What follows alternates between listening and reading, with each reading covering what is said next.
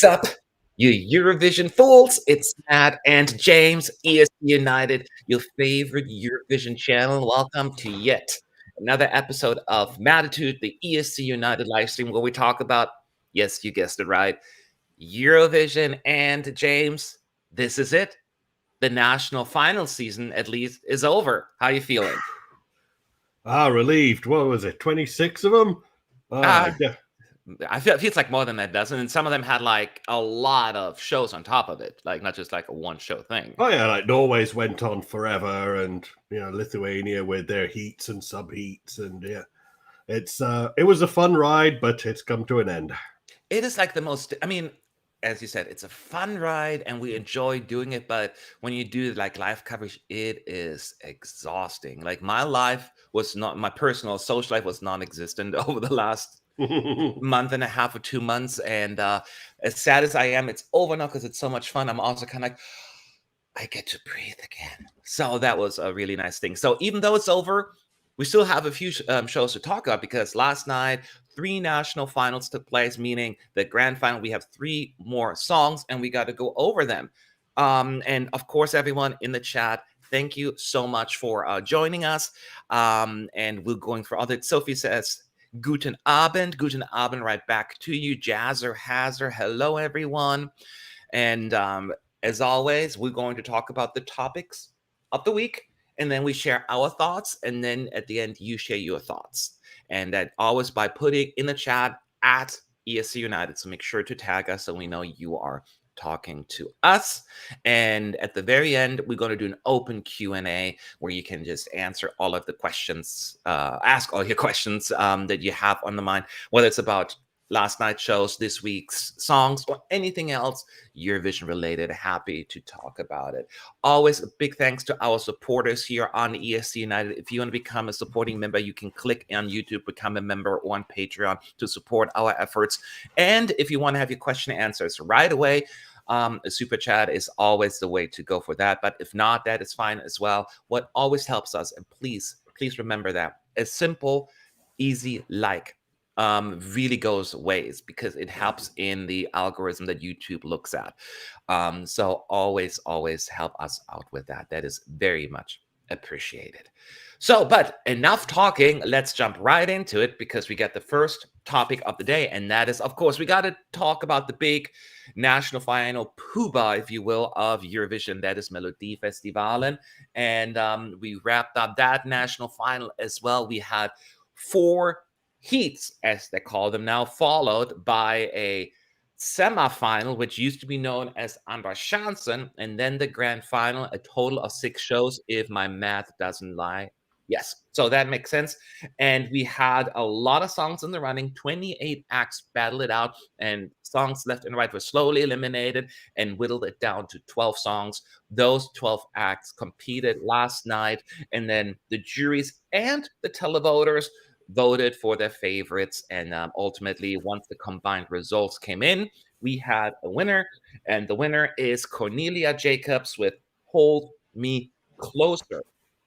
Hold Me Closer was the fan favorite and the betting odds favorite from the get-go, and she did win the jury vote by about, I have to double check the exact score, by about 10 points, but did not win the televote. That one was won by a pretty big margin, with Anders Bagge bigger than the universe. But when you combine the results, it was enough for Cornelia to squeeze through and win it all. So now she is going to go to Eurovision for Sweden, the first female act since 2014, if I'm not mistaken. We would have had a girl trio in 2020, but we all know what happened there, so let's not even dwell on that, because it makes me sad. But the point is, it's been a minute, so James, we got to talk about it.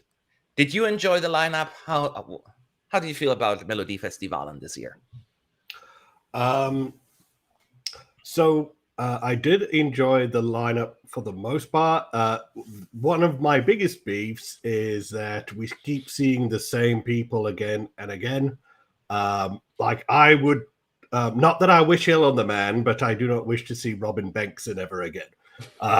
Well, neither did the televoters. I gave him like 5 points in the televote. He was like dead last.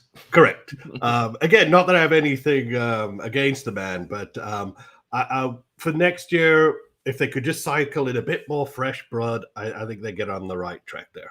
Yeah. Personally, I'm not even necessarily as opposed to familiar faces. It's really more about that it seems Sweden often just votes for the familiar face and not the song. Sometimes the better songs have to go through the second chance because they have less familiar names. It doesn't always apply, right? There's certain songs that just go through. But it seems, yeah, there's a disproportionate advantage here being a familiar face. And to be fair, Robin Bengtsson is only one of them. There are plenty of other names. But yeah, so the lineup, I said, 12 songs made it through, and Cornelia, the winning song. And I see a lot of comments there. How do you feel about Hold Me Closer? Do you think that Sweden made the right choice, a good choice, or where do you fall? Normally, I roll my eyes when there's a song that catches fire so very early on with the fandom, and normally because I'm a bit of a grouch, it makes me want to see them fail. However, with this one, I really enjoyed it. It is one of my favorite songs of the entire season, so I am thrilled to ribbons that she won, and I am thrilled to ribbons I overcome my bias against the toxic fandom. Yeah, I mean, I was in a similar situation. I wouldn't say in a similar situation because here's the thing: the Cornelia song is just beautiful, and I was in awe how beautiful it is. And I will say that I had a little bit of a hang up for a little bit, and I had to get overcome it because that's of course always the minority of people, but there seems to be a lot of hate and almost like certain phobia thrown at the fan favorite in Sweden, Anders Bagge, Bigger Than the Universe. So it made me feel like, well, now I don't want it to win anymore, the other one, because, people are being so mean. But ultimately, just objectively looking at it, I think that Sweden made a choice that they're really excited about, that the fandom is really excited about, and I think they're going to bring home a good result for Sweden. So the song itself, to me, is just very well structured. Now, some people, you could make a case saying it's maybe a little bit too manufactured because they even admitted they had thought put into every note, everything, the transition, how it's catchy and da da da da da, right? So there is a structure, but at the same time, I think they managed to put something together where it does not feel manufactured. Even maybe it was very, very much what will work with the audience, what will work with the crowds. They just really, really brought it together. And that's what I like about it. So it just flows so well. And I do feel that Cornelia's voice absolutely, absolutely suits the entry. And it just creates a moment there. It's really, really pretty. How do you at this? It's not that early. I mean, we have almost all songs, 38 out of 40. How do you think Sweden is currently stacking up against the competition according to the betting odds? I think they're third right now. Do you think that Sweden is a guaranteed top 10? Are they battling it out for the victory potentially? Where is your mind at right now, James? All right. Well, this is the part where we start beating each other up over placements, qualifications. A little early to tell, but I get the feeling she is one of, I would say she probably has a 95% plus chance of qualifying for the final. And I would say if she does, top 5. Yeah, so I get a little bit more of this could be the next, and I'm not comparing because it is a female singer, but she certainly has a certain, like when I say Sanna Nielsen quality, it's a ballad and it just feels like people really gravitate towards that. I wouldn't put it in a this is going to win sort of category yet. I'm not there yet, but I do think it's going to do really, really well. One thing I wanted to address, James, I hope it's okay if I share that with everyone. When we had a conversation briefly yesterday, you mentioned that it was a shocker. So you were kind of insinuating that you were surprised that Cornelia won. Is that what would go into your mind when she did win? I think I had in thinking it out, I think at that time I had a sort of lapse and forgot how Melody Festivalen worked and sort of the optics behind the scenes. But I don't know. I had the sneaking suspicion that Baggy was going to win it. He was going to win the televote and the jury was not going to be enough to save her. It turns out I was half right. He won this televote, but she not by enough of a margin to get him over the line. So in that sense, to me, it was a bit of a surprise because I thought with the intense social media further in support of Baggy, he might just eke it out. Yeah, no, to me, it was one of the most predictable outcomes. I don't mean that in a negative way, because, they ended up with a great song. But to me, it was like, yeah, of course, they will not allow Anders Bagge to go through. I have my thoughts on the international juries and what they vote for. And but I will not even go into that right now. But that's one of the things. Is there another song out there for you, James, that you truly enjoyed in the lineup? If, let's say, Cornelia just decided, I'm not going to Eurovision, I'm too tired. Who would you pick out of the lineup left? Out of the 11 songs. So there's a few of them. One to pick out at random. I think that there was a lot of promise in Tone Sekelius's one. I think she needs some extreme coaching to get her up to ready to be a performer at Eurovision grade. However, with the right coaching, I think you could get her to be a viable performer at Eurovision. Let's see. I liked Liamo's track, but I know that wouldn't do very well, mostly because that's just a cheap gigolo club song. Yeah, that flop with the televote, that was a big surprise to me. I mean, I thought this because it was like third or fourth in the betting odds, and then it really kind of just got like 25 points or so by the televoters, which is a really low score. You expected that? Because it came second, almost won the jury vote. Yeah, that's the surprise to me. I didn't expect that. I thought it was going to be a throwaway that would come in dead last, but really, yeah. No, I thought this one has. But I said, up front that this, I would not be surprised. Initially, I had like this could potentially be the jury winner. I said, so I was not too far off there, but I did expect more votes from the televote. That was the biggest surprise to me here. I said it before, I loved Anders Bagge. It was my clear favorite last night, and throughout this whole thing, it'll be on my playlist. And even though it's not at Eurovision, I'm still thrilled that I have it, and I will listen to it a whole lot. It's just a shame, because Sweden could have been my number one this year, and it didn't happen, but you can't always get what you want, and that's just how Eurovision works. I'm still very happy for Cornelia, so that would have been my favorite. But I will say one other surprise that came out of this, and a good surprise to me, is Medina's fantastic result, a third place, overall third with the televoters, but also really high with the juries. I said, well, they're not going to win. The juries will not allow for that to happen, but clearly even they saw something in that party anthem. Did you think that it was flop as well, or were you pleasant? Were you like, yeah, that sounds about right? I was also surprised by that one. I thought that would be bottom half. But yeah, I enjoyed the song, but yeah, I didn't think it would do third. Yeah, I didn't either, but I would have loved, because I feel as Sweden needs to go with something a little bit less formula based, right? Just something, and you can make it, well, this is formula based as well, those party, yeah, but not something they would send to Eurovision. So from a Eurovision presentation perspective, this would have been a very daring choice, especially a song in Swedish again. They've never performed in Swedish since they brought back the language, got rid of the language rule, I should say. So I would have loved that, and I love that song to bits, and it went even higher up in my ranking.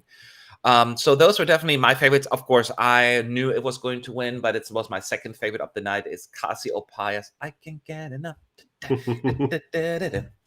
I love that song to bits, and I'm glad it actually did really well in the televote as well. So I certainly agree a whole lot more with the televoters and the juries this time around. The jury, I've said it before, me personally, I don't like juries in national finals. I want juries in Eurovision, but there are different reasons for each why I'm a proponent of them there, but an opponent in the national finals. How do you feel about juries in national finals? Do you think they have their place, or do you think it's really just to control the narrative? They do have their place. Now, I know it's not possible, but I wish they would have sort of consistent rules about this from country to country, because sometimes we've seen the jury system go haywire. Witness Romania from a couple of years ago with Britain Fiasco. So sometimes there's the areas where if they set up the juries the wrong way, it can go badly, and there's a lot of ill will. But in this case, with Sweden, I guess I come from the bias of having liked the song, so I'd be curious to see what someone who was pro baggy would say on it. Yeah. But I do think that they have a place. It's just that as a fan, I just wish that from final to final, they had a consistent set of rules. Yeah, I agree with that as well. I think that makes sense. But this is the last time the televoter didn't end up going to Eurovision was in 2017 when Robin Bengtsson actually only came third with the televoters. But there was a reason they changed the point distribution the year after that, because there was virtually no point difference between the first and 12th place, just the way they allocated the points. So that at least has changed. Since then, it has been a little bit more like fair, for the lack of a better word. But yeah, this time around, the jury certainly made sure that it was Cornelia's place to win. And I couldn't complain. I mean, it's a fantastic song.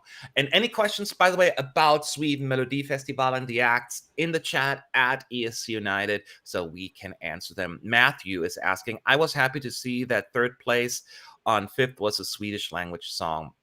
Yeah, I know, right? So do you think Sweden will ever dare, James, to send something in Swedish?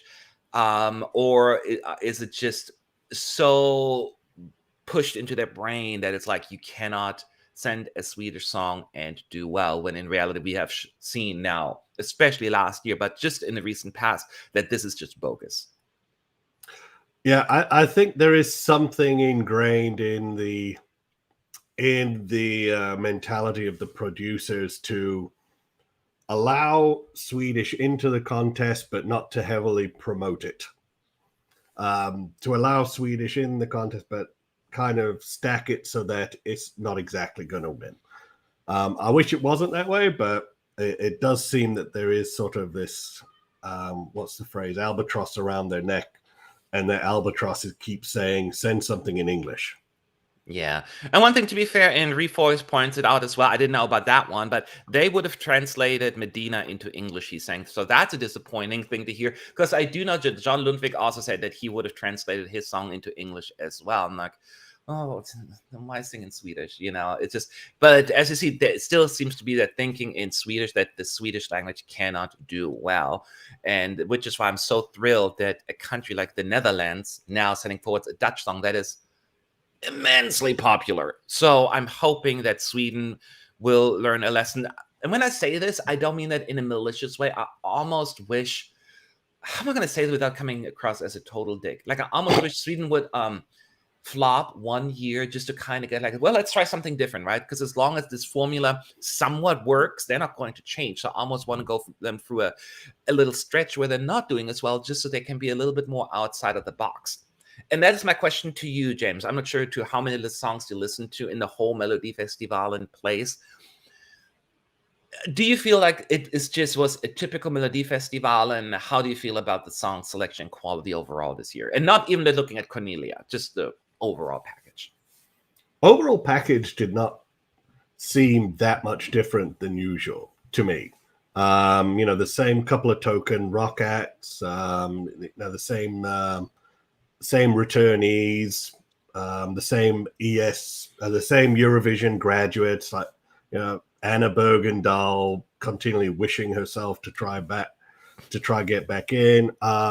So if there was a change overall, it seems like it's just a subtle progression, not a big shift. And when you look at the songwriter list, it's the same group of mercenaries as always. Yes. And yes, correct. And I was thinking, well, because this is the first year post Christian Bjorkman, and see if they were going to change something up. But the things that have changed were almost irrelevant. And that, I mean, the way the voting works, the semifinal setup, and all of that stuff. So I was a little bit disappointed that it didn't go with anything a little bit more daring. Yes, they had, like you can say, these rock songs, country songs, whatever, but it's always so still within the area of comfort for like the producers, that they're not going to go like something truly just like God forbid something like Italy sent last year or San Marino this year. So something like that, I wish that would have a little bit more of a daring approach. But it is Sweden. We kind of know what we're going into it every single year. So and yet every year we're kind of saying the same thing, and I have a feeling we're going to do the same thing in 23. Now Eurovision Talk is saying, I was happy to see Theos leading the jury results for a good while. I was shocked to see him do so well, because initially I was like, well, he's probably not, I mean, he's not going to even make it to the second chance round. You know, that's just kind of this nice, sweet song. All of a sudden he's doing really well, made it like really high up in the ranking. Was that on your radar right away, James? Or was it a surprise to you as well? Sam Deville being so like popular.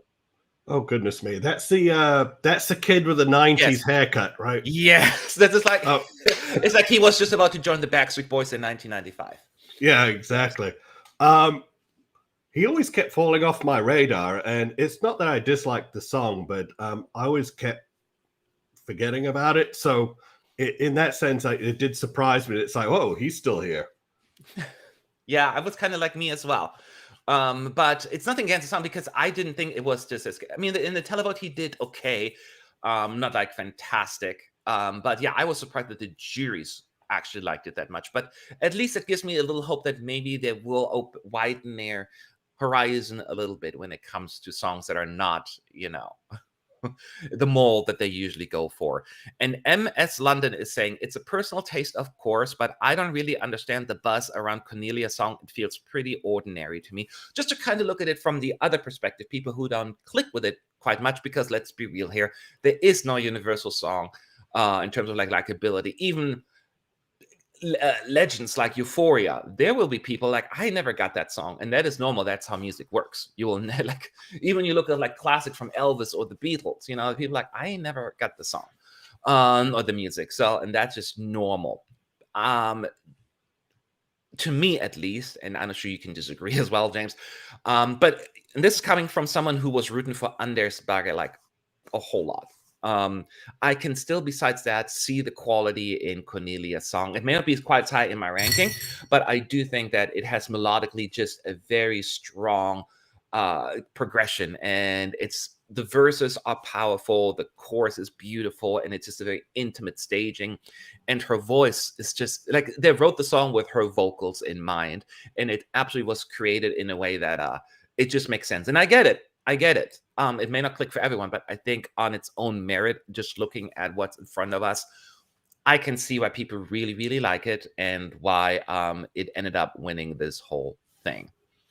Anything else to add to that, James? Also, fantastic charisma as a performer. She's got this just easy, natural charisma, and she sort of really just envelops the emotions in the lyrics. Like there were several moments where she just is pulling her hair and just emoting very well, and she's got a very good connection with the camera and with the fans. So I think that natural charisma helps. Well, that helps a great lot, because you know, as you can see, someone like Tone Sekelius, who also had a decent song, but she struggled to connect and could do with some work on that. But yeah, definitely natural charisma helps Cornelia a long way. Yeah. No, I think so too. So as of right now, I think both James and I agree, and I think most of the fandom will share that sentiment with us, that Sweden is not a matter of qualification. They will just fly through to the finals. And it is, I think we all say guaranteed left side of the scoreboard, potentially top 5 even. But James, did you say you're not certain about winning Eurovision yet, right? You're not there with this song? I tend not to be that cocky early on, because my early picks always go sideways. But I'd be confident in saying top 5, and definitely in the running for a winner's position. But there's a few others out there that are good competitors for her as well. So she won't have an easy task getting that number 1. It's not going to be Salvador again. Oh, I know, right? But even then, Salvador wasn't always like the front runner in terms of like betting odds, even Oh, until that's like true. Yeah. rehearsal started. He was kind of more like, somewhere flowing in the top 10. I don't remember exactly the position, but once the rehearsals kicked in, it was like, and Yeah. then everyone was like, "Yeah, I knew this was going to win." I'm like, "No, you didn't. Shut up." Yeah. Everyone is so more confident after the fact, so it's funny.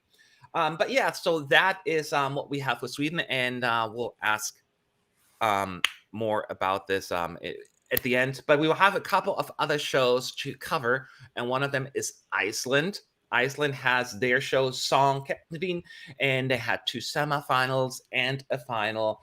And again, they had to whittle it down, and then ultimately they had 5 songs left in the running for the national final.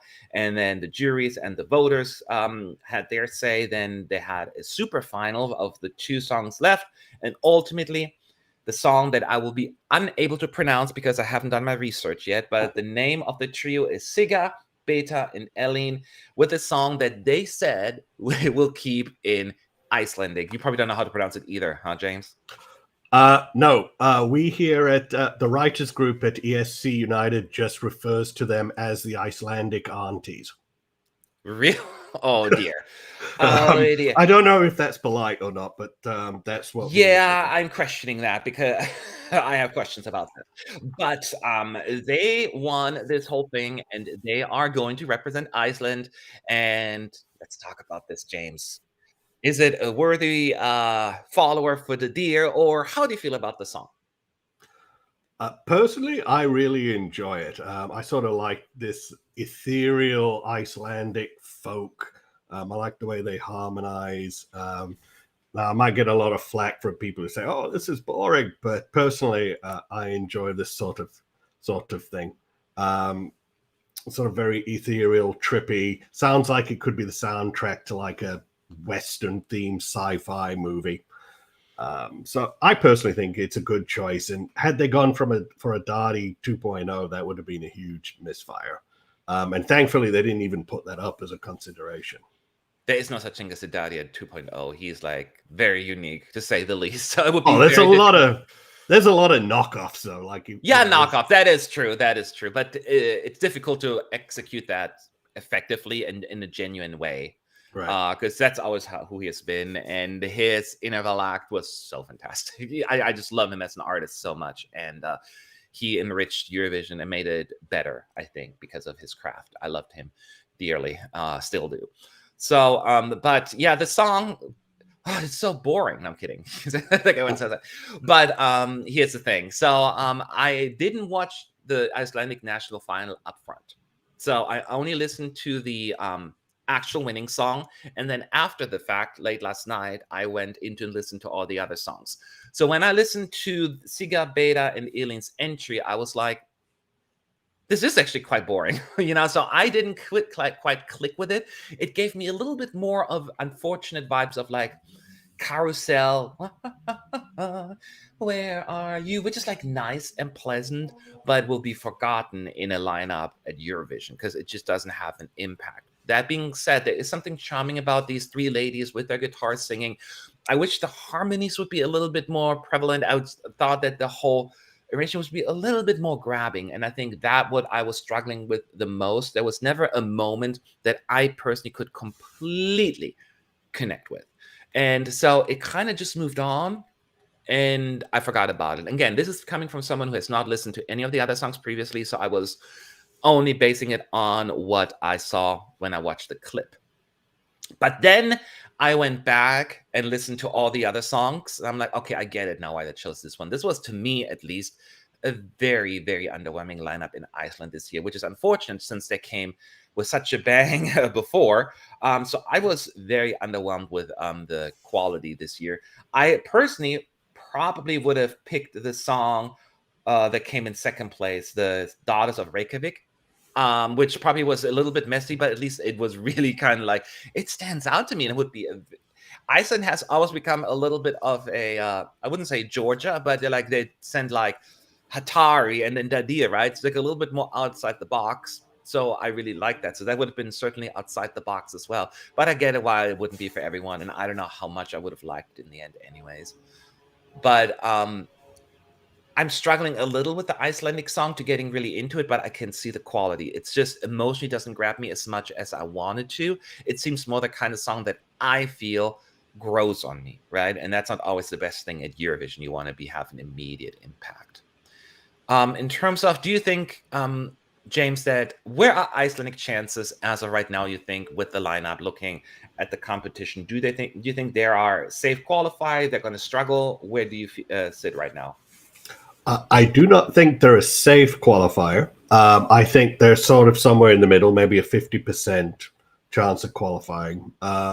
As you say, I can understand why the song doesn't immediately grab, but like Carousel, you're humming it years later.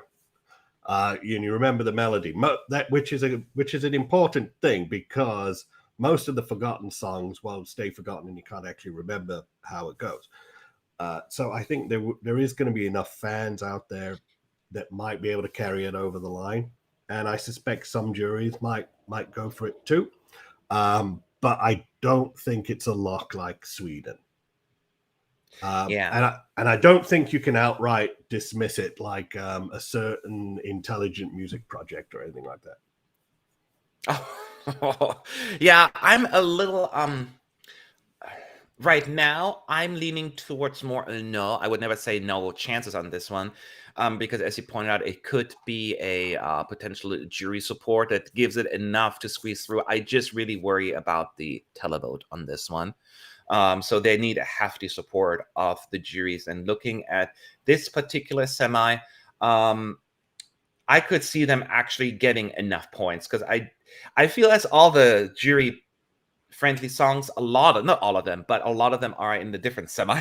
So this could work into their advantage. But I'm still thinking this could potentially become this forgotten entry. And I know you said, you still hum Carousel, but you don't vote for it. And that is the thing. You need to be that song that people really grab for. And that is the unfortunate part when it comes to Eurovision and the televote, because you vote for the song that you remember the most and you like the most. Unlike the juries, they rank them, right? I wish there would be a way for televoters having to rank them as well, to give a little bit more of a second or third favorite a better shot, rather than them always being completely dismissed.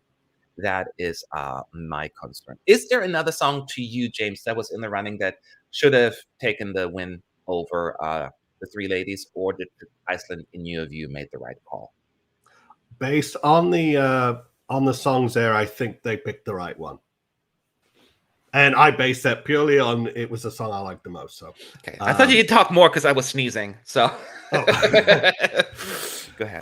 But yeah, no, I think they picked the right one based out of the lineup. Yeah, I'm curious what people in the chat think about the song at ESC United. Do you think they made the right choice?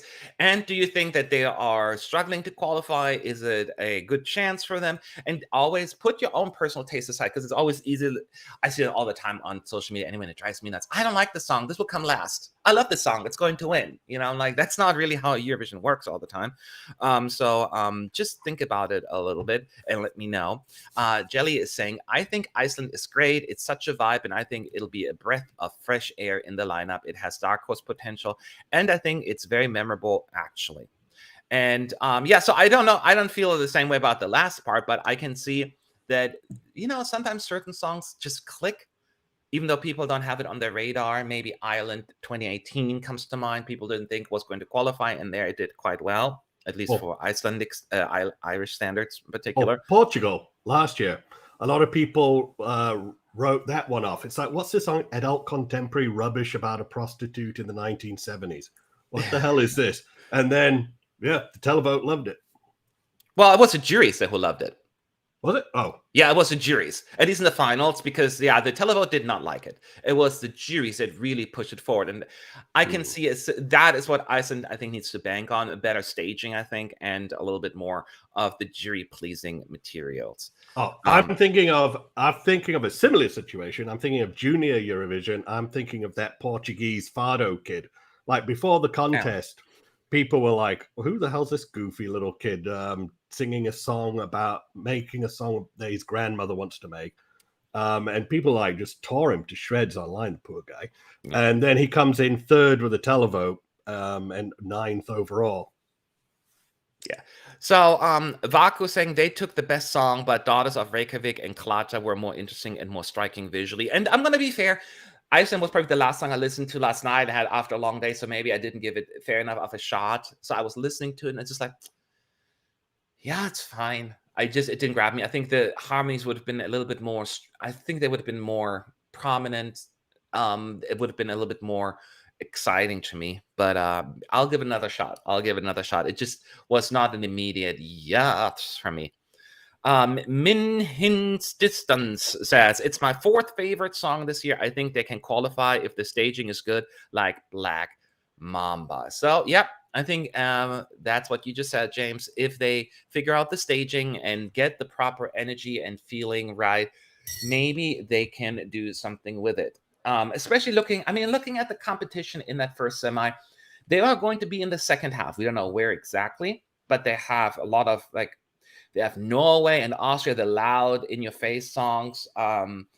They do have some sweeter songs there as well. Croatia, Greece, Portugal, which we're going to talk about in just a moment. So I think it's a pretty open field there. Do you think so too? Yes. There's a lot of potential head-to-head battles, although, last year everyone predicted the Manskin Blind Channel battle, and it turned out actually not to be a one-on-one thing. So yeah. And somebody said in the chat, and I'm sorry I scrolled past it, so forgive me if I'm not giving you credit, but somebody just kind of could this be more of a comparison to Calm After the Storm, the Netherlands 2014? Because that one was also just midfield at best in like the odds, the fan polls, and then it almost won this whole thing. You think with the state? No, I'm saying they're going to have to all stay in a circle and all of that stuff. But do you think this is a fair comparison more to the the Dutch song from 2014, James? That's actually a good point, that one. The only difference I would say is that I think Calm Before the Storm sort of relied on a bit of nostalgia for like 70s country, like Kenny Rogers and Dolly Parton, their duets. It sort of kind of relied a bit on the nostalgia for those. There are a lot of middle-aged and older Europeans but yeah, that's actually a very fair comparison. Yeah. So Iceland saying something very different from last year. We wish them the best of luck. We'll see how it's going to turn out. Now we had a third and final show, which went into early into the morning, I should say. Festival de Canção in Portugal. And we had 10 acts competing last night. They've had 2 semifinals as well. So we had 20, brought it down to 10. And then the winner of that night was decided via a 50-50 split between jury and televote. And there was one song that stood out to both groups because it won the jury and the televote, which ultimately means going to Eurovision. It's the song Saudade, Saudade, performed by Maru. So that is what Portugal decided. This should go to Eurovision and hopefully make us proud. I mean, it can still make them proud regardless of a result, because sometimes this is the song that matters. And that is what we're here for. Let's talk about this song. James, Lord, yours. What are your thoughts on Saudade, Saudade? Did Portugal make the right choice, in your humble opinion? It was not my favorite of the 10, but I did like it. It would have been my second or third pick, personally. I do like it. It's uniquely Portuguese, and it's sort of like a modern almost trancey take on the old fado style. It's very melancholic, but it's got a sort of almost ethereal quality with the way the vocals are done. I personally do enjoy it, and I think, yeah, they made a good universal pick. As my favorite was, well, kind of hated in the final, as it turns out. But who would you've chosen? Because it was like your second or third pick. Who would you pick if chosen if it was like James had the power? I can never remember her name. I always get it wrong. But it was that girl who did the wacky travel song with all the weird tempo shifts, with all the different languages in him. Yes, that was my favorite too. This would have probably been my number one this year if this would have won. I know that was not but I love that song to pieces. It's so funny that you said that. I'm like, no one's going to pick that one. I knew it was going to win. I was already surprised it made it to the finals. Oh, I love that song to pieces. So that would have been my number one as well. So I'm so glad you agree, James. Um, for me, I cannot even pretend anything because my receipts are out there on my videos. So it's kind of I cannot now go against it. So I had Maro initially first of all, I want to say that Festival de Canção I really liked this year because there were so many cool different songs, fantastic emotional ballads, and that just grabbed me on a personal level, and I was like, ooh, love it. I had Maro. Only say her name once. Saudade as a border qualifier for me, fifth place in the semis. So it wasn't even like in the semis high up in my ranking. So I was a little bit left cold by the song. And I didn't like the staging when I watched it in the national final. It just kind of moved past me. Once again, I think the staging was a little confusing, and melodically and emotionally it didn't connect with me either, unfortunately, and I was so bummed out because I was like, oh, there's so many good songs. There were at least a handful of songs that would have been like really high up in my ranking. Now of course I choose one that I personally didn't click, but I cannot complain because the juries and televoters clearly see something in it, and therefore it's a deserving winner. It's just me personally, I do not click with it in any shape or form. And this is always the thing with Portugal with me. They either send a song that I'm completely in love with or I don't click with it at all. It seems like they take turns every year. So this year, unfortunately, it is not really for me. And I would have picked the travel song as well. But let's talk about objectively about the chances that Portugal has at Eurovision qualification, final results. Where do you think Portugal lands, James? Do you think it's a sure qualifier, a maybe, or this is going to struggle? Oh boy, Portugal's always a hard one to predict. The ones you write off almost certainly get to the final. The ones you think are avant-garde pieces of art that Europe will connect with, tank and don't make it. So for this one, I'm just going to put it as it's similar to Iceland. It's kind of a 50-50 shot of making it. Yeah. It's always very hard to put your own personal bias and taste aside because, it does kind of guide you a little bit. I'm just worried about Saudade. Saudade is being very popular within the bubble, but doesn't translate to international votes. And I'm always thinking of songs like 2020 we'll never find out because it didn't happen. But like Portugal 2018, which was so loved by the fans, then came dead last in the finals, right? Because it just doesn't translate outside of that mainstream sound. It's just a kind of people have a hard time connecting with it, and I'm worried that this could happen again with Portugal this year. Granted, last year people didn't see Portugal do anything, and then they did quite well left side of the scoreboard, but it's also what's not the very traditional Portuguese sound that we usually get to. This year it is, and that's always a hit or miss with Portugal. I'm just worried, and again, in the lineup, that this could be somehow just not clicking with like the masses, unless it has a similar emotional impact as like Salvador. I personally don't.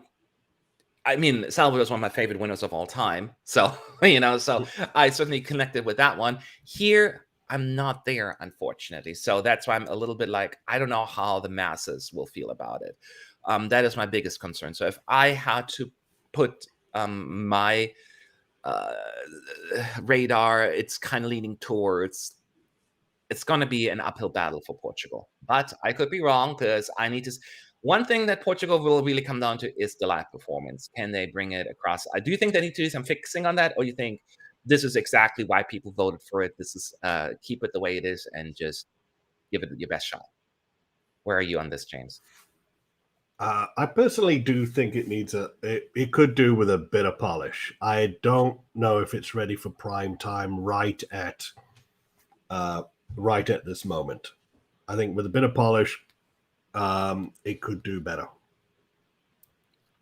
Yeah, I mean, to me, yeah. Besides in the state, I thought it seemed a little rando to me, but maybe if they can make it a little bit more intimate, the staging, the camera work, maybe that could work. Right now, it just was confusing to me, and I will wait for the final. Performance, not the final performance. Forgive me. When the rehearsals kick off, to get a little bit more of an idea in terms of what's going on and how it feels if the vibe is coming in. Because again, using Portugal last year, everyone or most of us in the press and certainly our team, we all watch it. I'm like, this is how you really make a song that was forgotten shine, right? They told a story with it. It was beautiful in staged, and if they can pull it off again like that, then maybe it'll win me over. Right now, I'm just worried that this is more for, because it has like Fado inspired music that is often so popular with the Eurovision fans, but then gets ignored by everybody else, the casual viewers. And I'm just really worried that this will happen, because I'm rooting for Portugal regardless. Just because I'm not clicking with the song doesn't mean I don't want it to do well. I'm just sharing my perspective here. Any thoughts or questions in the chat? As always, at ESC United. I would love to hear what you think about the Portuguese entry, and if you have similar thoughts or a different approach, let us know. MS London is saying, interesting coincidence that 9 of the last 10 songs to be selected will perform in the second half of their semis. Oh, I didn't even realize that. I do remember that. Oh, yeah, no, you're right, because I was looking at the first half of that one semi and they were all selected, while the second half we were still waiting on. It's an interesting coincidence, but that's just the luck of the draw, I suppose. Let me see. I'm keep scrolling here. Carl Compton is saying, Milhanas was my favorite from Portugal. I cried at her performance. So beautiful. So I would have to look at the actual results real quick, but I do believe that she came in third with the juries, almost second, but then was ignored by the televoters, only 2 points, then ultimately dropping significantly. So it seems as James, and refresh my memory, but I think Motto, obviously, juries and televoters agreed, but everything else, they were like, no, they were up and down in terms of the ranking, right? Oh, and the last place, Pepperoni Passion, both finished last with both groups. Yeah, that one didn't surprise me, but yeah, there were some wacky ones. Like I was surprised Cyro tanked so bad. He seemed to be a favorite going into the final, and he came in what, like 9th or something, 8th or 9th. Which one again? I'm sorry. Cyro. Oh, Cyro. Cyro came in 9th overall. Yes. Yeah, that was a shock to me. I thought he'd have done better.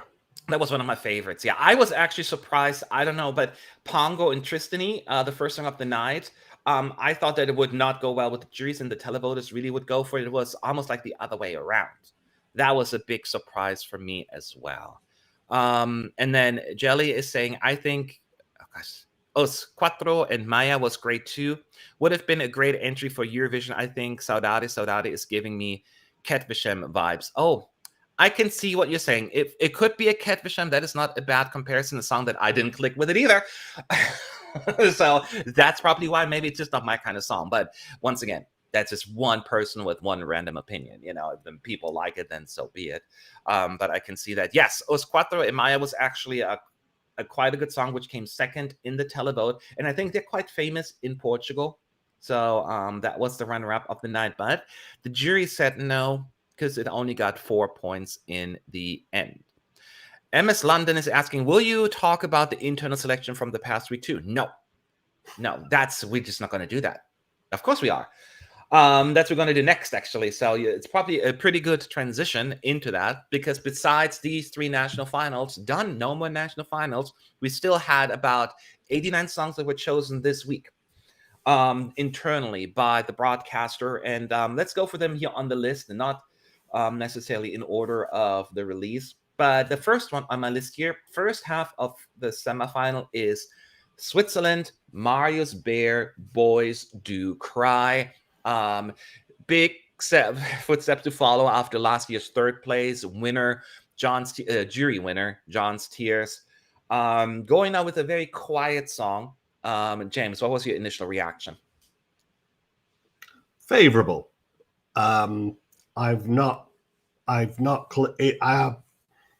Now I say this, and I'm probably going to get hammered for it, but I was not a big fan of John's Tears. It left me cold.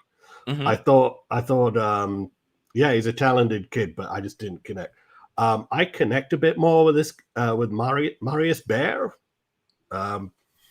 If I connect a bit more with his song, But as you say, in a rowdy atmosphere, this one could get lost. And I'm not sure how.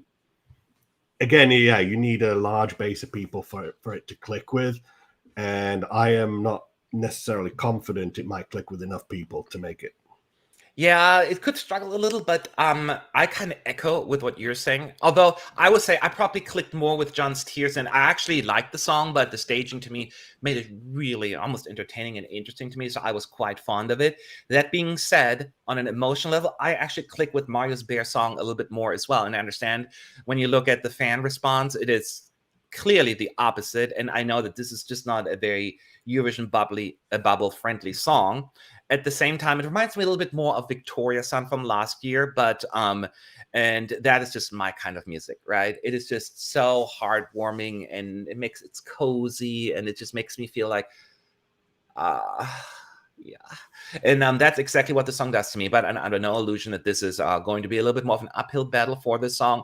But I connected with it, I clicked with it, and it is on my playlist. It absolutely is. And yes, Switzerland, it's maybe a risky choice, but I also think that it is a little bit overlooked by the fan base. I can see this one also going quite big with the juries here as well. So don't count out Switzerland just yet. I would love to hear from people in the chat as well. I know we're probably in the minority here at ESC United, by the way, so make sure I'll see it.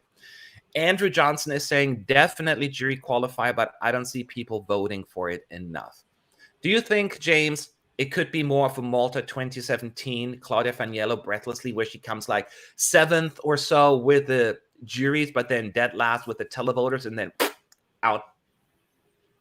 It could be. I agree with Mr. Johnson there. I think it does have that.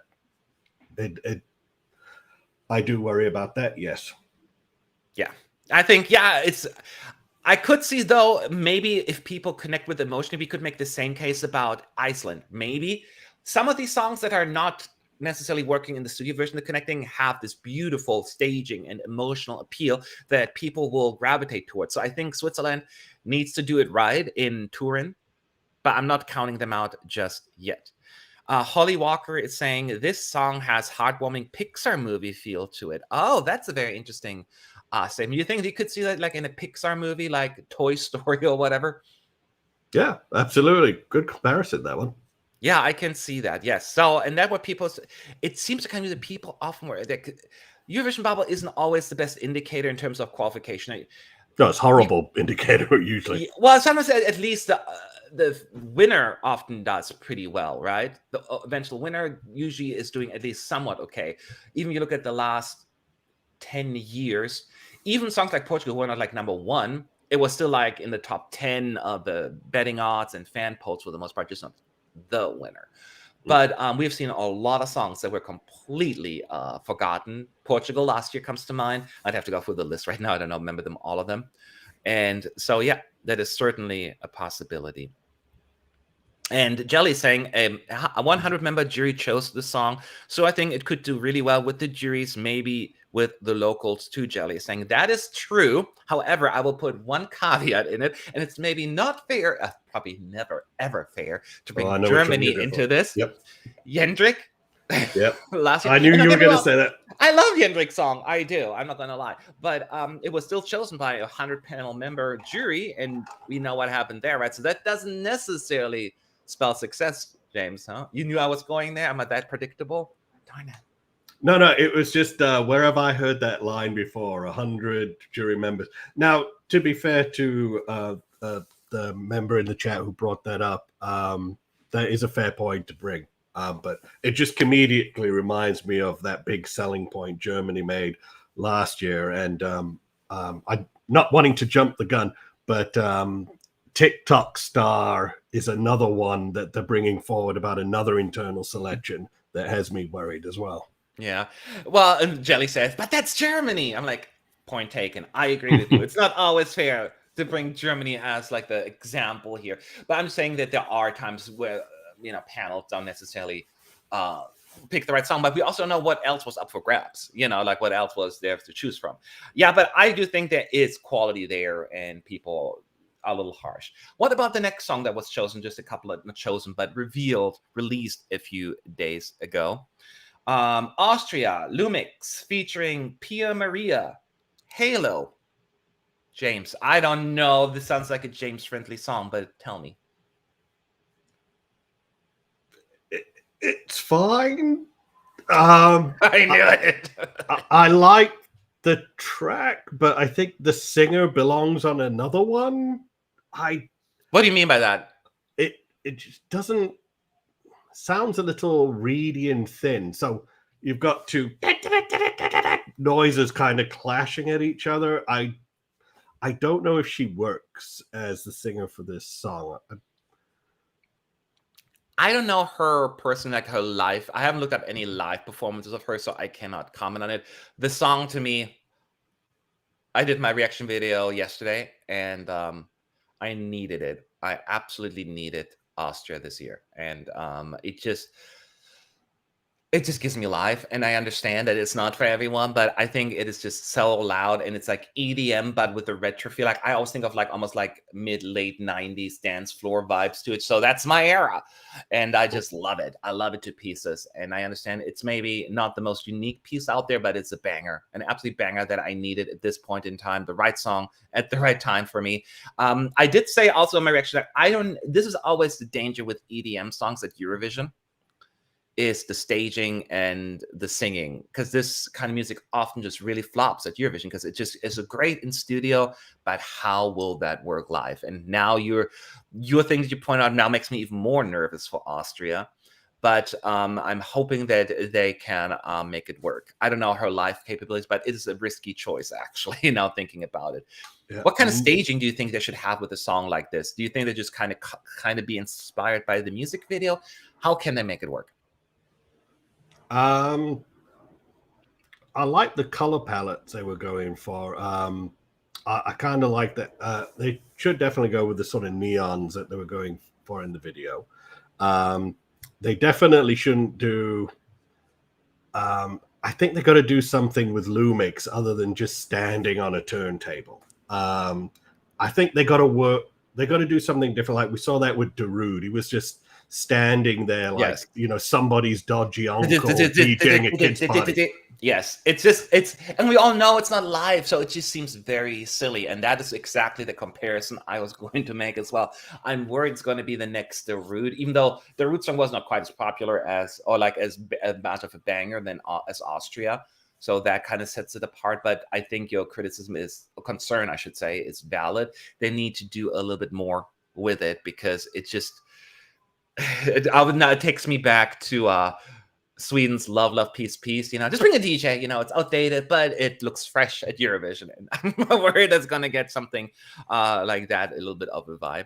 Saif is saying, a much-needed upbeat EDM bop. I'm worried about the live performance with Pia Maria, though, since she never gets a break from singing. That is true, right? Because there's very little just breaks. It's just sing, sing, sing, go, go, go, high notes. And it's a lot of energy. That's the point. I didn't even think about it. So that makes me even more nervous. And nobody, even Andrew says, I love the track and her voice on the track, but I cannot find any videos of her live, so I am worried. Well, then let's talk about Austria's chances as of right now, despite, or put our personal tastes aside. James, what do you think? This one's going to go through or nah? Or you on the fence? Based on past performances of EDM at Eurovision, even though this kid's brand new on the scene, I mean, he's not like an old fossil like Darude coming back for one last heyday. So he is at least fresh and contemporary and has success outside of Austria. So those are good points. But I would say based on past history of EDM, recent history of EDM, I would give them about a 25% shot. I don't think only 25, that low. Yeah, I don't think they're dead last, but yeah, if they do something a bit creative with the staging, I think they can carry it over the line. I actually more on the opposite. So right now, if I only base it on the song itself, I would say it's a sure qualifier. Now, the whole putting this package on the Eurovision stage makes me very, very nervous. And looking at the history and patterns, I'm nervous. So I'm more on the more likely to qualify than not, but I am certainly not in the this is going to fly through. Do I want it to fly through? Yes. Yes. If it was Matt Vision, absolutely. But it's not, I'm hearing. I asked and they said no. So therefore, I'm a little bit more on the fence, but I'm still thinking the song just will really stand out and people will gravitate towards it. It is certainly the biggest banger in the second half. Of course, they have Norway there as well with Subwoofer getting a lot of attention. So Mbako is saying Lumix showed in the music video that he can be good even with faking it. He has stage presence and he has energy. So Vaco is a little bit more confident, and your confidence hopefully will give me that needed boost as well, because that's what makes me nervous. But I am a little bit more optimistic than James, but I understand there are caveats there. So hopefully we'll find out during rehearsals a little bit more. Also in semifinal one, a song that was chosen this past week was Greece. Greece's Die Together, Amanda Tenfjord, always is Greece, highly anticipated, lots of fans. James, floor is yours. What was your reaction, your initial reaction to the song? Powerful. I liked it. I'm like, okay, well, glad we talked about it. So next up is now. You would care to elaborate on that? I think this one has the potential to do very well. If anything, I'd say this is a 90% plus chance of qualifying for the final, and then a good chance of making the top 10. I think this has a potential to connect. It's a lot more modern than some of the other slower ballad ones we've been talking about. Sort of a more modern style, contemporary. So I think that because of that, this one stands a chance.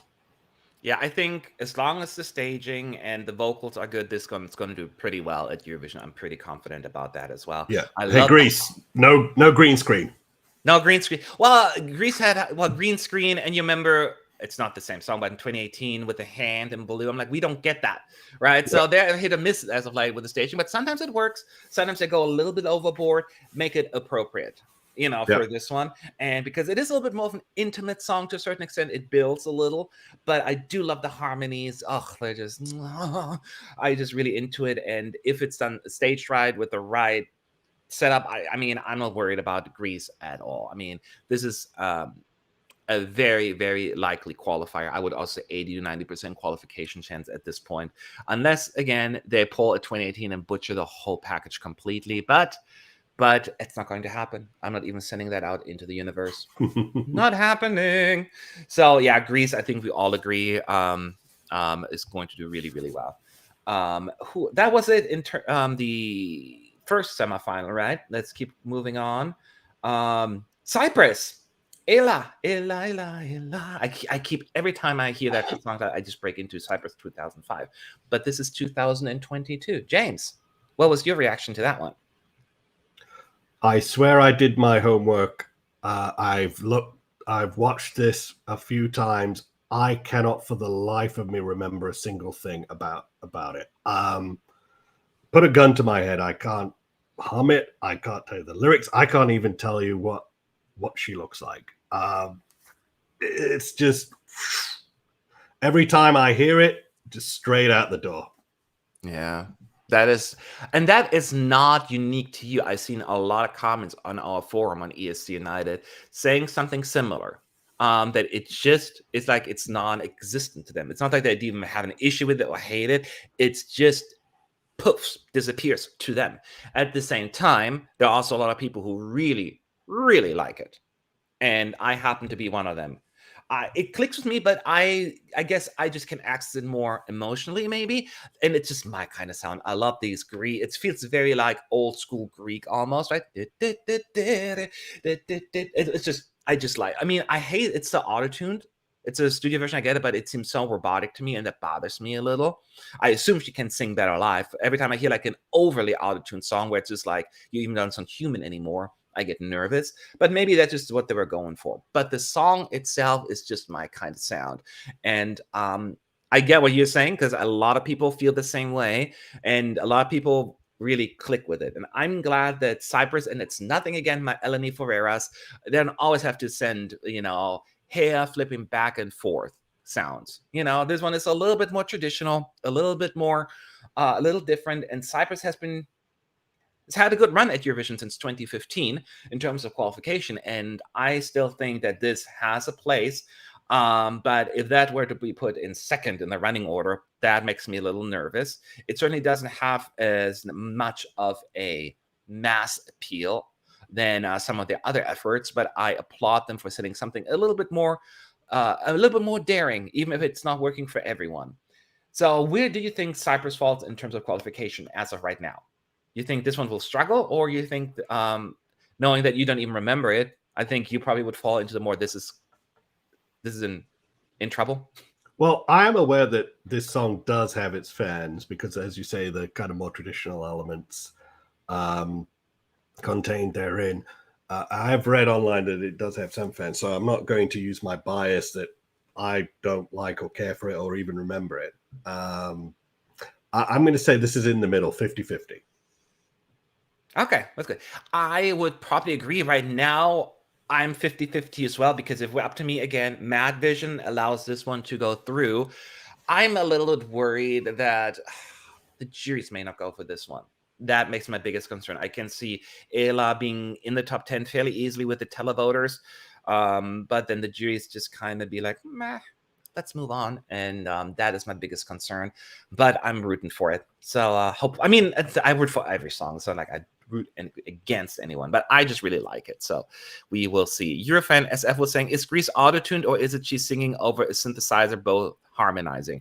It sounds, of course, every studio version is audio-tuned, but it just, on this one in Cyprus, it just seems so in your face. With Greece, it's more the harmonizing that makes it pop to me.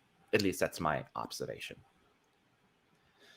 Another song that was released this week is, interesting enough, Georgia, Circus Mercus, Lock Me In.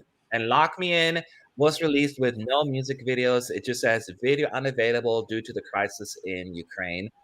They putting a message, also made a statement in regards to that. In terms of the song, obviously not probably what a Eurovision crowd will go for, but Really? really, you're laughing? You like No, it? no, of course not. This is When did they go for Georgia. a Georgian song? When was the last time the crowds at Eurovision, the fans, went crazy over a Georgian song? You know what I mean? Because they're always just so crazy in a good way, in my view. How do you feel about James? I personally love it because it reminds me of like a throwback to like the Alan Parsons project from the early 80s, kind of like this prog rock with that's heavy on synths. So I particularly enjoy it because whoever the Circus Mercus guy is, he's clearly influenced by the classics of the mid 70s and 80s. Yes. However, does the population at large share that? That I doubt. But I personally love the song. I enjoy it. It's very eccentric. That's the best word to use, eccentric. Absolutely. I did struggle initially, and I would say that's probably its its weakest aspect is the repetitiveness, right? It's only 2.5 minutes long, or just over 2.5 minutes. They should have used the entire 3 minutes to give it a little bit more life and switch it up a little. That was my biggest concern with the song. That being said, everything you just mentioned about the 70s retro, this progressive rock, I don't know what it is. I find it strangely entertaining and appealing. I cannot lie. And it's so weird. I was walking around at home last night, and we had family over, and all of a sudden I was just starting to sing, dang. I was doing that sound, which is not the best part to sing. Like, when for people around, they're like, "What are you doing? Are you spazzing out?" I'm like, "No, it's just kind of that part is getting stuck in my head," and I just kept doing that. Did it be the bass line? And it was just so funny that this part got stuck in my brain, and that is not a bad thing. I do think, for better or worse, Georgia will be remembered at the end of the show.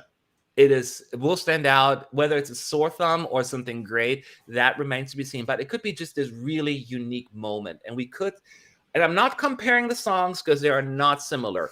But nobody thought that Georgia in 2016 would qualify. And then it did.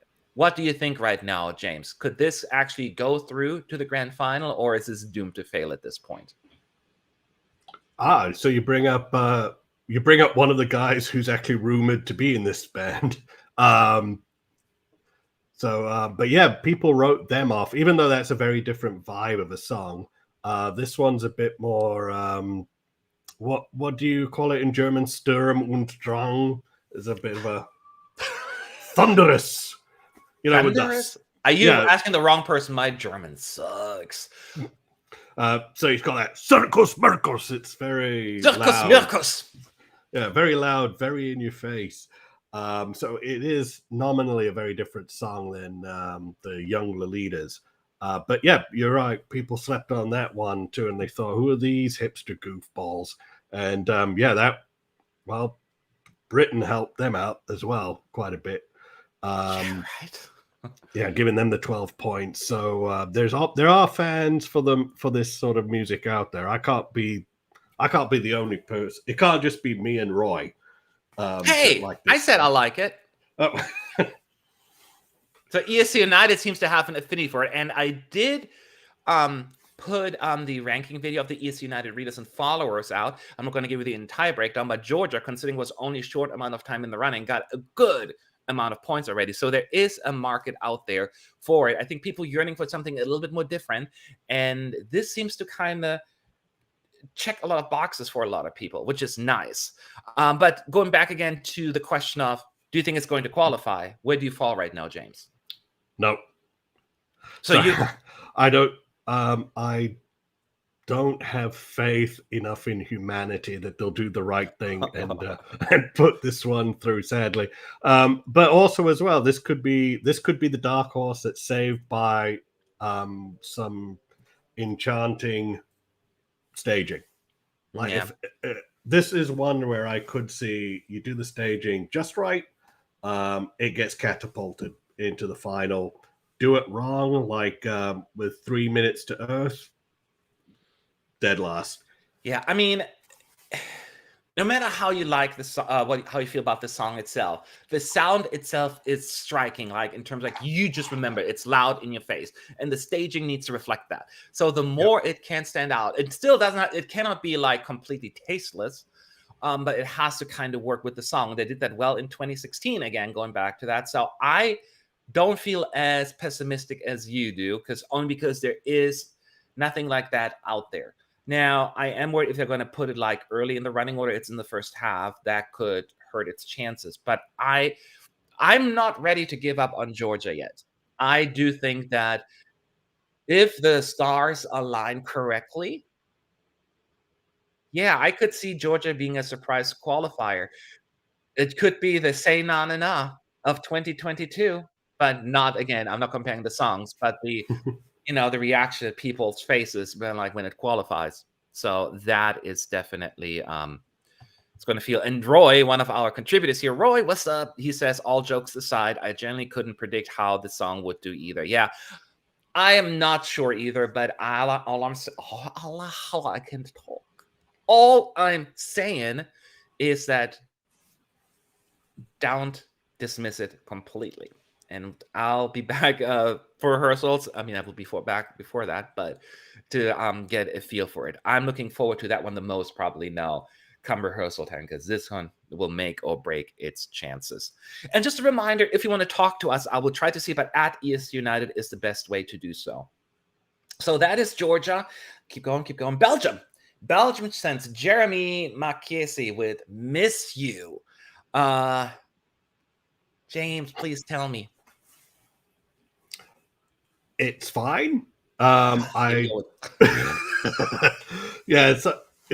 can't add too much more to this one. It's a fine song. He seems like a somewhat charismatic singer. This is the one where I need to see, rehearsals, how they're going to pull this off live. Are we going to send the the Belgian version of Vincent Bueno for is Belgium going to send their Vincent Bueno here? Like, Oh, I see what you're saying. because he has charisma. He had a decent song, but the whole package just didn't click. And I'm wondering, is this going to be this year's version of that? Yeah. I don't know what it was this past week, but I was jiving with almost every single internally released song. It was just such a good week for me until yesterday. Then things didn't work quite my way. But before that, that week was just great. And Belgium is no exception. But now I totally get your comparison to Austria last year, where this could be, or like, is it like Vincent Bueno's 2.0? But that being said, I love Miss You. I immediately clicked with it, which never happened quite with Vincent Bueno's sound. This one works for me. It almost has like a little Michael Jackson feel to it to me. So that probably helps because, I was obsessed with his music, or am. So I just love it. I just love it. Gonna miss you. That's not how he sings, and thankfully he does not. But the point really is, doesn't sound like somebody stepping on a cat. I just love it, and I am almost certain that this is going to do really big with the juries. The juries will cream themselves over this one. Now the question is, can the jury, the televote, be pulled into as well? Because you need both groups to at least do somewhat well. That is the question. I think, if anything, this could be more of a, because it has, I wouldn't call it certainly an R&B, but I get a little bit more of like, almost could it do like a Cesar Sampson kind of situation, right? That's what I'm hoping for Belgium. I am very much into the song, and this is, I mean, I really like last year's Belgian song as well, but I would say it's one of my favorite Belgian songs in a long time. And this is coming from someone who got a lot of heat and borderline hatred from Belgium folks, because I was not very much into Rhythm Inside or City Lights at all. The songs where they did really, really well. And I'm like, yeah, they're fine. But this time around, where I just really like a song, everyone else is like, yeah, it's fine. I'm like, I can't win with you guys. I can't win. Usually I'm not like that far off with like the mass taste, but I guess this year I am. But I just really like it. And Jelly thinks the Belgian song has a really good beginning, but I don't like the progression of the song. And that is something that I want to point out as well. I do like the beginning even better than the ending. It's not the best progression overall. I still like it though. So I see where you're coming from. But it just totally works for me. Totally works for me. And some of that's just how music works. I'm not trying to pretend that this, because I like it's going to qualify. In terms of that, James, I still think it's a 50-50.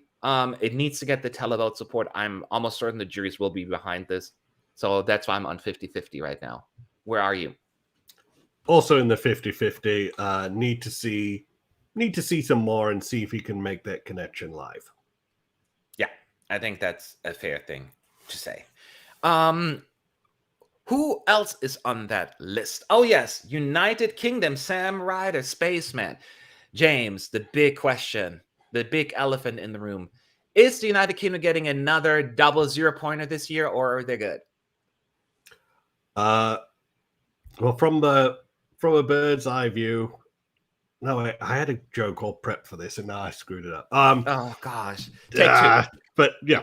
Anyway, long story short, I don't see them getting the 00 this year with this guy. Okay, then tell me, how do you feel about the song? It's growing on me. Like it's fine. Well, no, I have more specific reasons for this one. So when I first heard that I'm up in space, man, I was just wondering how much drugs were consumed. And I can just imagine the studio, they were all laughing their asses off at that one. Like how clever are we? I also have a problem with some of the lyrics. The lyrics are kind of dopey. Like, yeah, I'm an astronaut, but I have a bird's eye view. It's like, what? You have birds in space? Like, does the International Space Station like have a swallow nest problem that we don't know about or something? Yeah, it's like, they do. But it's a fact. Yeah, but this guy's a great singer, and I actually don't mind the song. Dopey lyrics aside, and it is a bit of a grower. And looking at this guy perform. I think he does have a sort of easy charisma that he can relate to people. I think a lot of people catch on with him just as a person, which has been a problem for the UK because, we sent a Grammy winner in James Newman, and he had the charisma of a dead fish. So charisma's always been a problem. So I'm glad they sent this guy because he looks like he's fun, engaging. He's got long hair and a beard. So, what's not to like about that? I just sneezed like for the past minute. That's why I'm looking weird. It's like it's just sitting there and it's just not happening. It drives me crazy. So, anyways, it is. I try not to laugh because it's like I want to be respectful, but your comparison to a dead fish. Yeah, it was a bit rude, I know, but I mean, it's not that you're wrong. I usually say a wet napkin. That's usually what I say, So, but I hear what you're saying. He doesn't have a whole stage presence, James Newman, right? And right. His vocals were underwhelming, and the staging was underwhelming. So the whole thing just kind of fell apart, especially because it just didn't come together. But as I mentioned earlier, I really loved all the songs, like basically that were released internally this week. It was a great week for me, and UK falls into the same bucket there. Immediately loved it. Immediately. I love the way he sings it, and it's just a British sound that I just go crazy over. And it just feels, it's my kind of sound. Once again, right? I think it's an awesome song, and I think they are sending something really good with a very charismatic singer from what we've seen, because I've watched some of the clips, and he can sing. He can actually sing, and if he can pull that off, I think this will go actually pretty high. I feel really good about UK's chances, not just because I like it. I just really think there is a market out there for it, but I'm also very nervous because I really liked UK last year. It was in my top 10, and we know how that ended up. So now I'm a little nervous, but I guess I just gravitate towards that kind of sound. But I love it. UK's best entry in quite some time. And it's really funny because as soon as he was selected, I got a message from my sister in Germany. She's like, "Is it true Sam Ryder is going?" I'm like, "You know him?" She's like, "Know him. I was just about to go to his concert. Now it's canceled because of flipping Eurovision." I'm like, she's all mad about that. So that was pretty funny to me. She loves him. So at least we can girl and boy fan wank over him, because I love him too. That song is fantastic. I don't know any of his other music. I am a really big fan about it. Now, looking at it from an objective perspective, how is it going to do at Eurovision? It is doing really well in the betting odds, but then again, the UK usually does better than most because a lot of these betting odds websites are in the UK, and so that is taking something I take with a grain of salt. But looking at the song on its own merit, the style, and based on what I see, I'm nervous about this doing well at Eurovision, even though I want it to do well at Eurovision. So right now, if I have to give it a position, which will change because rehearsals and then getting a whole feel, I would think it's going to be somewhere between 15th and 17th place. Where are you falling right now in terms of your predictions? I agree, and two people, including Carl Compton, have brought up in the comments BBC's glaring weakness: staging. Carl Compton said the BBC will put him in a spacesuit or something. No. They'll be overly literal, like James Newman with a stupid trumpets, or I'm sure Sam has some creative input there. He's at least already well-established artist, and I think he's more sure of who he is as James Newman won a Grammy. He's not. But he's not a performer. Do you know what I mean? He's not a singer per se. I mean, he is because but Sam is already an established artist that people know. No one knew of James Newman, even though he won a Grammy. That is all well and good. He has not the experience of performing a whole lot. Sam Ryder is a little bit more of a different animal, I think. I could be wrong, but I don't think that he would signed up for this if he already didn't have the vision for this. That's just my thinking. Right. I'm just echoing my fear and Carl's fear as well, that the BBC typically don't do great with staging. And no, they don't. They did well in 2017. Oh, good God. Who was that I'll again? never give up on you. I'm in a Oh, big right. ass shell. That look nice. People, but that's the thing. As soon as the UK comes up with a really decent staging, they think they're going to win. I remember Lucy Jones is jumping up like almost the top of the betting odds. I'm like, hold your horses, my friends. This is just the staging. The song's still what it is, So that's the problem. But yeah, they're not known for having. When was it, besides Lucy Jones? When was the last time they had good staging?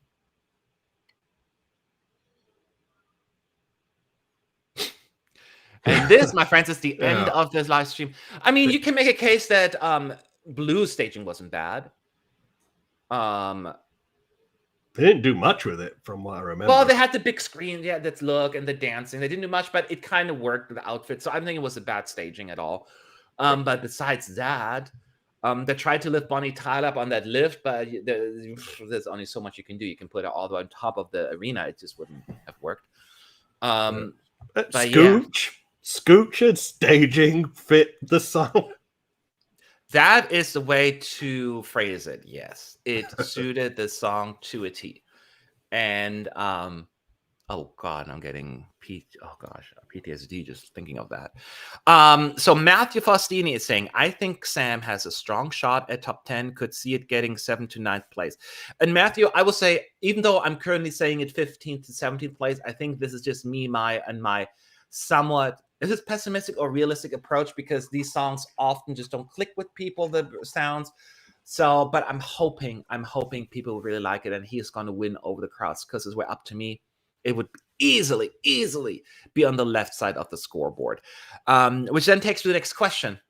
And I posted that on Twitter, actually, James. As of right now, do you think in the grand final, we'll have one of the big five in last place, or will actually, for the first time since 2013, a semi-finalist come last? Do you think all of the big five are strong enough to avoid it, or you think how it's going to go? I could see one of the big five. You're not going to like who I nominate for this, but Germany. Yeah, of course. I have the same thing. Duh. Yeah, I could see them getting last place again, unfortunately. Yeah, I think they are. And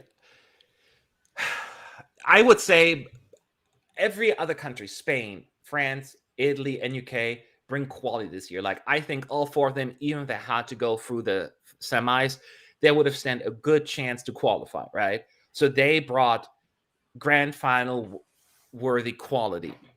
Germany is a question mark to me.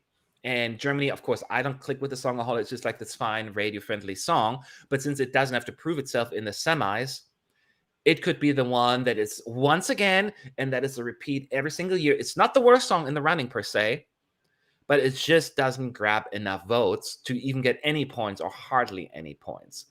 Do you think, looking at the other big five or big four of the five, and then whatever comes from the semis, that Germany is a potential third-year zero-pointer from the televote?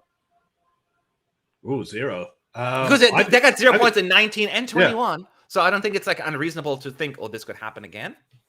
I could see it happening again, yeah. Maybe even put a small wager on it, yeah. I could unfortunately see it happen again. But whether they'll get the double nil, that's remains to be seen. There's some cloying sentimentality in that song that, some juror from Eastern Europe might throw a point at, but yeah, I could see another zero. Yeah, I could see I don't think it's going to get zero from the juries. Right, that's why I said some guy from Serbia might be like, oh, it touches my heartstrings. But from what I'm hearing is you also feel like even with the rando support, this could potentially be the last place in the grand final, regardless of who will come as it. Because semifinalists will have always an advantage because they already have proven themselves, right, to have some support, whether with the juries or televoters, which not always doesn't work out because, again, in 2013, the point allocation in 2013 was very different, and Ireland wouldn't have been last. I think it would have been Spain. So I think Germany should be very nervous in terms of last place chance, unless really some odd stuff will happen, unfortunately. Elsie agrees, saying Germany will definitely have that last place guaranteed. I don't know about guaranteed, but I certainly think they should get a little worried. And Vaco saying, so you're going to see him live in Turin, and he's probably referring to Scott Scott. Sam Ryder, meanwhile, your sister will stay at home. I know the irony, right? She wanted to see the concert, and I'll just see. But I only get to listen to one song, not a whole concert. So I guess, but yeah, I guess that is technically accurate. Okay, so did I miss any songs this week that were released? I think that's it, right?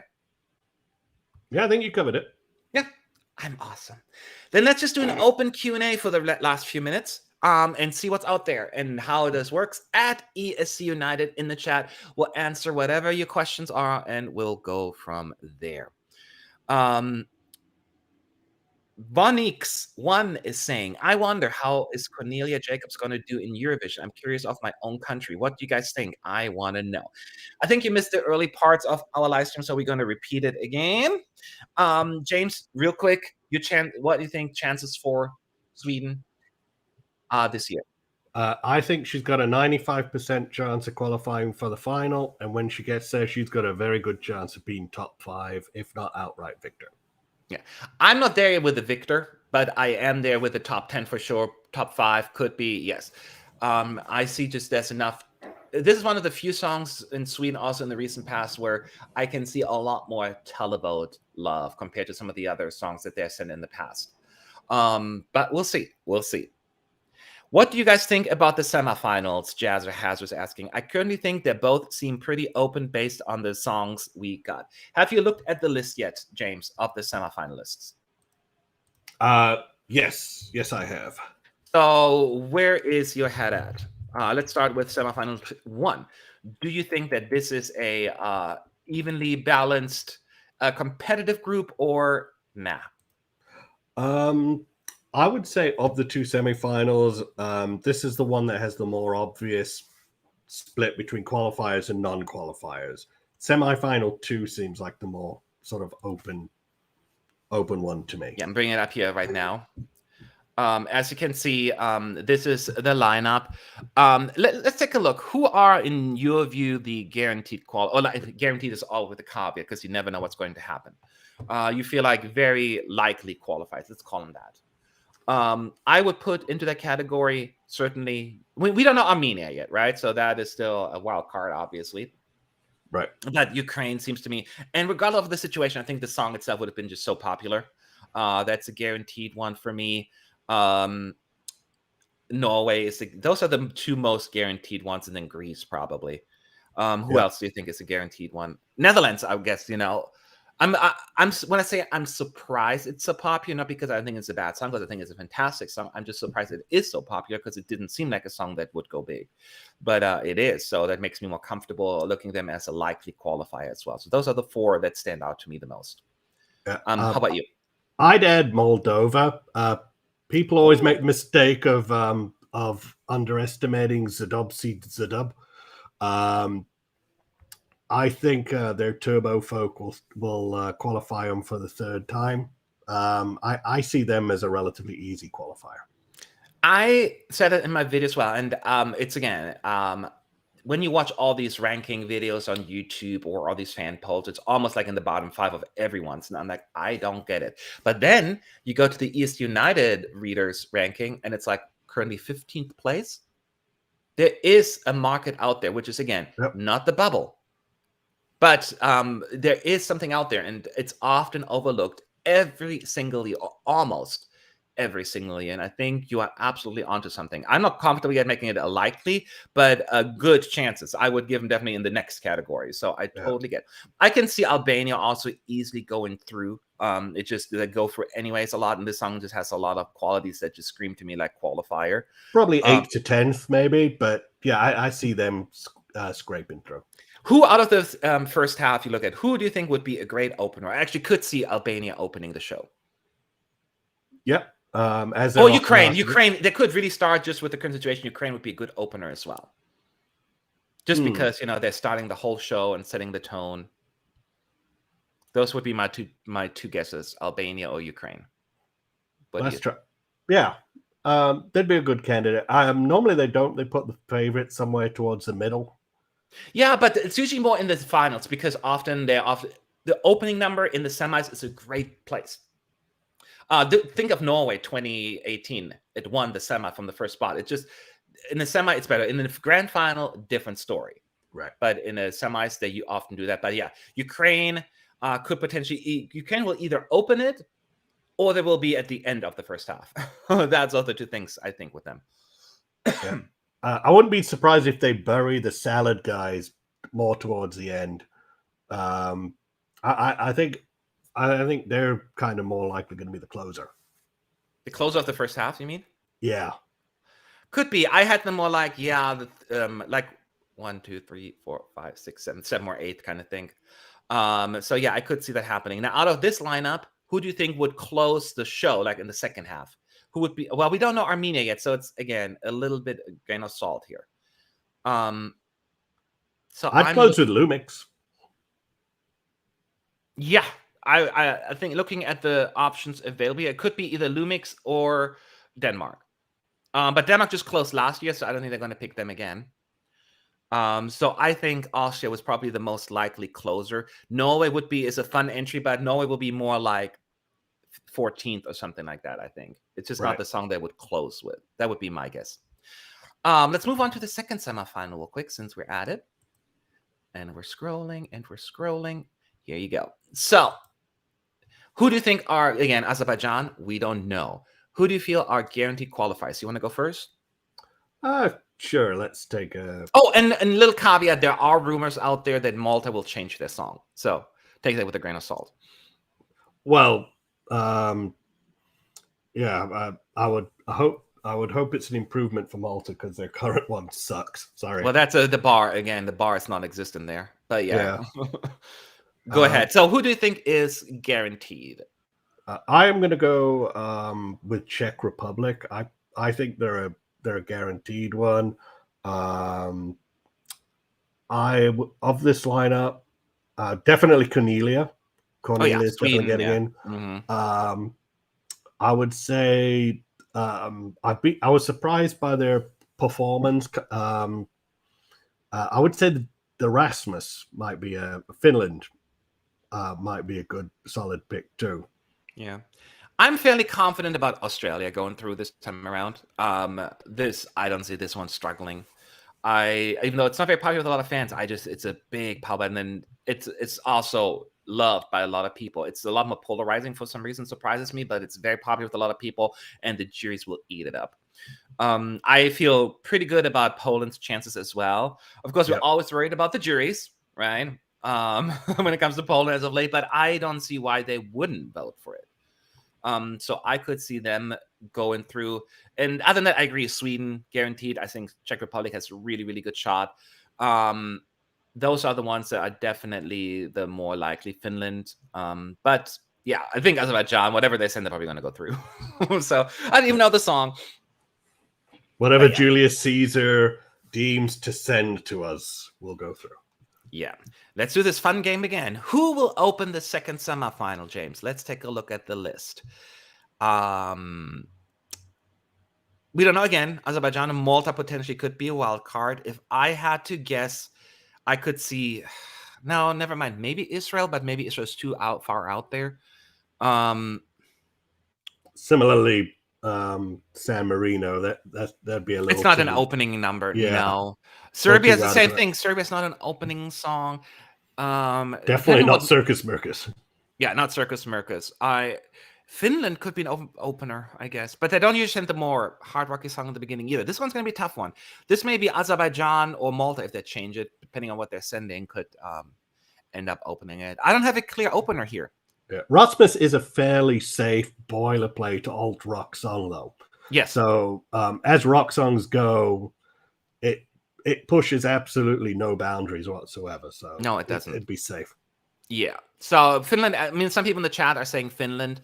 I can see that. At this point, Israel could be just a big banger to open the show. It's a little bit more, self-indulgent, if you will, but it is a banger and would wake Putting it mildly. Up. Huh? Putting it mildly. Yes. Putting it mildly. But it is still, in terms of style-wise, a great way to wake people up. And if I probably would more leaning towards Israel right now as the opening number, but I'm not certain. And then who will close the second semifinal? James. Closers. Let's see. I wouldn't be. I think Ireland's a good candidate for that one. Yeah, Ireland, Romania potentially, but I think Ireland would be better. I was thinking between Romania and Ireland, but I think Ireland would be probably the best option. Ireland, yeah. I think if I have to guess, I would pick Ireland as well. People are saying San Marino is opening for Italy 100%. Do you think the fact that we're in Italy makes San Marino the obvious opener? Because it's not just a broadcaster deciding it completely. I mean, they have a lot of say there as well. But Right. I just don't think they probably would rather have something else open. I could see San Marino more being a and one thing you need to remember, San Marino opened the semis last year. I don't think they're going to go back to back, make them open it. Yes, they're close to grand final. They were like the complete dramatic opposites. But, that's just my thinking. And I couldn't tell from the lyrics because he sounded half in the bag while performing. Is it in English, his Achille Lauro song, or is it like a sort of mix? It's a mix. Oh, there it is. Yeah, it says right there. Yeah. Yeah. So, no, yeah. So, yeah. I don't know. It's tough. Estonia will be an amazing closer. Estonia. Oh, how about Estonia closing it? Do you think that would be a good option? Oh, a Scandi pop with some country western flourishes. Sure. Yeah, I think the closing song is wide open. It really comes down to the order, because let me see, how many slow songs do we have in this one? Montenegro is on the slower end. Poland is the ballad, and Sweden. Yeah, North Macedonia a little bit. Yeah. So those four I don't think will close, but interesting. I don't know. So I think it's more wide open in the second half for semifinal 2 in terms of who will close. And one person also pointed out in the chat, and that's a good point, that just because you're going last in the first half is not necessarily an important position, because there is no break. The breaks are somewhere else. So there is no clear distinction between the last in the first half and the first in the second half in terms of, like breaks or advantages. So that's something else that is a good thing to point out. So yeah, good discussion, good points. Let me see here. Which of this year's ESC song has been stuck in your head the most so far? James, what song in your head? Okay, so I'm going to cheat a little bit, go to national selection. Voyager's Dreamer. That one, I can't get it out of my head. Voyager's Dreamer. What national final is that again? Australia. Is that the one who won the televote? Yes, the one who won the televote, the prog metal band. Yes. I remember it now. Yes, I had to think that one. That one's the one I've been listening to a lot. And then of the ones actually going, I would say Cornelia. Yes. Okay, so for me, it's random. It's not a song that is stuck in my head. It's always just a piece, like one stupid line. So you see me walk down again to my car. It's a little bit of a walk, like a minute walk, just walking down my path. I am. And they're like, what? It's always just those random lines that get stuck in my head. And that's one of them. I am. It's not always the most convenient or appropriate line. Excuse me, but that often gets stuck in my head. That's probably the one that comes to mind the most. And then Spaceman lately. I'm a spaceman. So again, my cat sound. So that is basically the two that come to mind. Jelly is asking, I got a frog in my throat. You were saying something about the press in Turin on Twitter. Can you tell us something more about it? I tweeted about it, and I will just leave it at that at this point, but I will have more on that next week, probably. So stay tuned for that. I'm just not, I cannot go into the details just yet, but be sure something is coming. Is Armenia announcing the last ominous that they will deliver a heavy hitter for the win? I think you never know what's going to win. I think they're just really trying to keep the excitement going. They do that every year, basically. And didn't work out in the past, so it doesn't mean it's going to work this time. I read somewhere, again, take it with a grain of salt, that it is a mid-tempo song, but they've been wrong before. What do you think Armenia is serving us this time around? I was going to say crap, but that would be a bit rude. Let me take it this way. You have not been a fan of the most recent Armenian entries. Correct. I have not.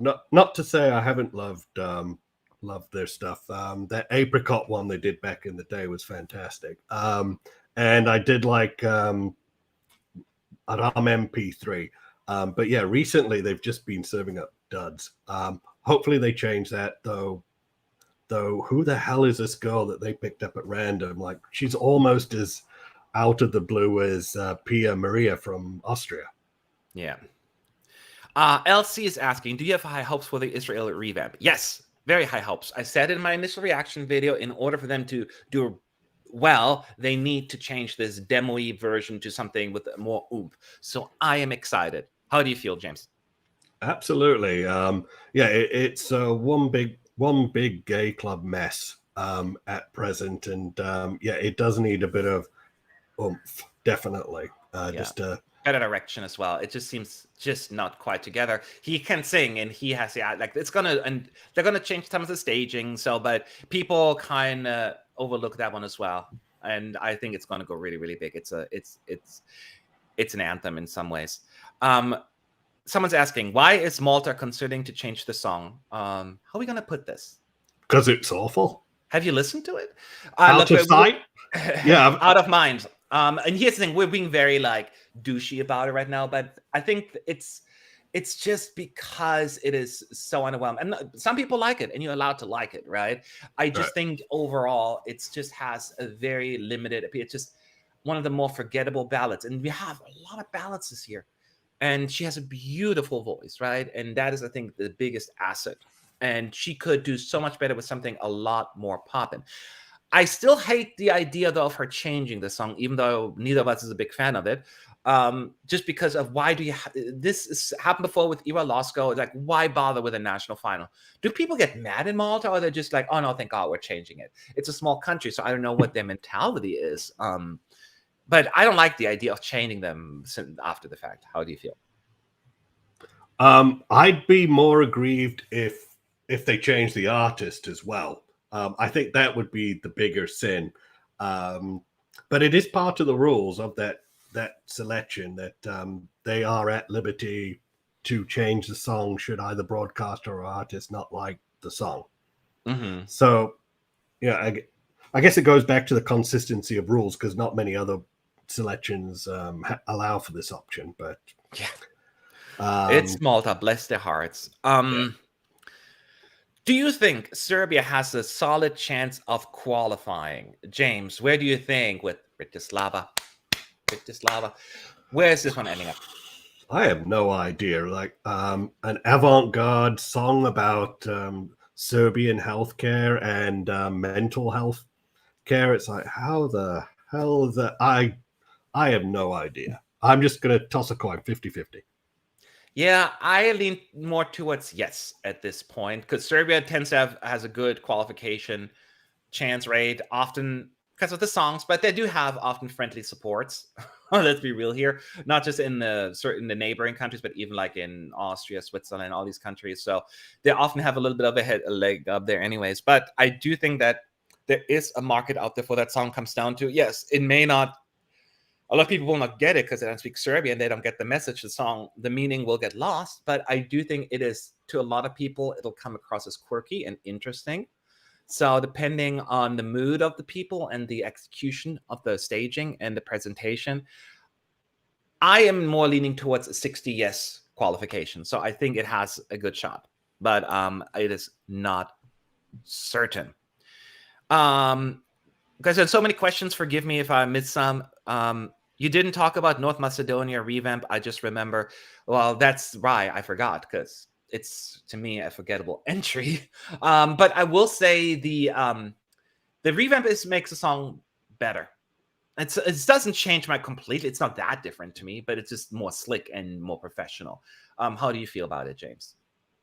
I'm probably in the minority in the sense that I don't mind the song at all. I think the revamp helps sell this round and round, doing the same thing over and over, being trapped in the same loop in your personal life. I think the revamp really helped sell that message a lot more. I personally find her a compelling vocalist, so I guess I'm in the minority who actually likes this one. And yeah, I think the revamp does it a lot of favors. Yeah. Okay, a few more minutes here. Have you talked about the Barbara Dex cancellation? Sorry for the spam. How dare you, Delta, spamming me? Banned. No, we have not talked about, and I just found out about this morning because I don't really pay close attention to the Barbara Dex Award. Those who don't know what it is, every year since 1990, whatever, 3, a Belgian website has been given out this award where everyone could vote after Eurovision for the worst dress, outfit, I should say. And then Barbara Dex was the one who originated because, that was the first award that was handed out, I guess, they named it after that.